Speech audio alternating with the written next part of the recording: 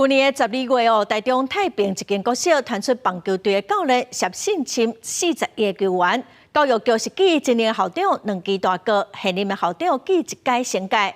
也不过林本基金会是批评讲，教育局冇管理的疏失，嘛应该爱负责。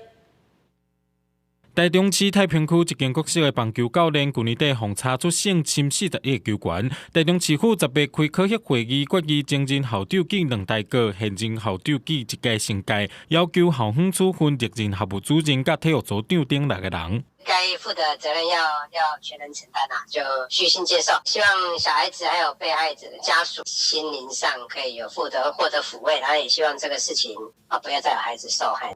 每个孩子都是父母的心肝宝贝，唯有机制完整下，才能彻底保护我们的孩子。如何让已经有犯罪案例的人不准进入教育界？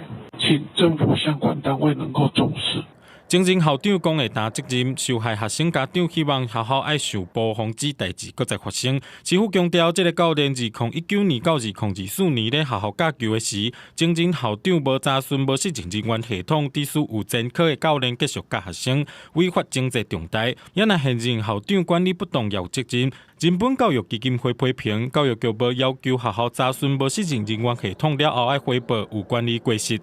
那教育局呢？它只有提醒学校要勾起，它并没有要求一定要勾起并且回报。